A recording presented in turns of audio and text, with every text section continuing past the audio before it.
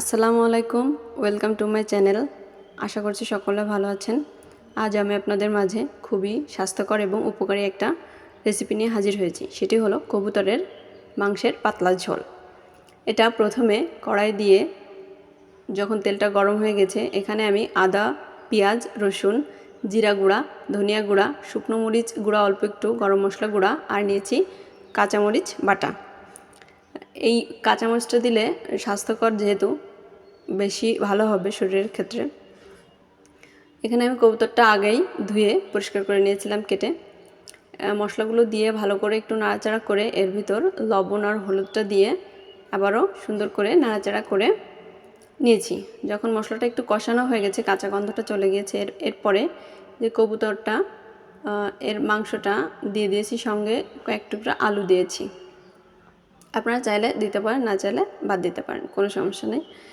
এগুলো দেওয়া হয়ে গেলে ভালো করে নাড়াচাড়া করে কষিয়ে নিতে হবে। কষিয়ে নেওয়া হয়ে গেলে এরপর যখন ভালো করে কষানো হয়ে যাবে, এখানে আমি সামান্য একটু পানি দেব, খুব বেশি না, যেন মশলাটা পোড়া লেগে না যায়। দিয়ে খুব ভালো করে নাড়াচাড়া করে নিতে হবে।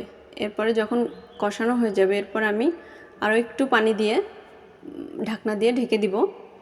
কয়েক মিনিটের জন্য ঢেকে দিয়ে কিছুক্ষণ অপেক্ষা করে আবার চলে আসলাম।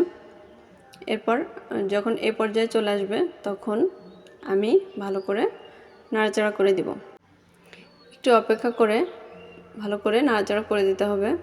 যখন এ পর্যায়ে চলে আসবে, যখন আবারও ঝোলটা প্রায় শুকিয়ে আসবে, নাড়াচাড়া করে এখানে ফাইনালি ঝোলটা যতটুকু রাখতে হবে, যেহেতু এখানে কবুতরের পাতলা ঝোল হবে, খুবই স্বাস্থ্যকর এবং উপকারী, সেজন্য একটু ঝোলটা বেশি করে রাখতে হবে।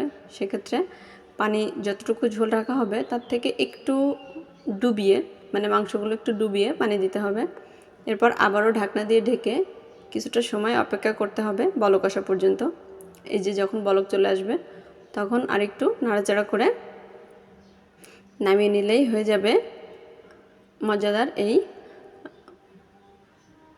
কবুতরের মাংসের পাতলা ঝোলের রেসিপিটি। আশা করছি রেসিপিটি ভালো লেগেছে। ভালো লাগলে অবশ্যই সাবস্ক্রাইব করে পাশে থাকবেন আর কমেন্টে জানিয়ে যাবেন। লাইক দিতে ভুলবেন না।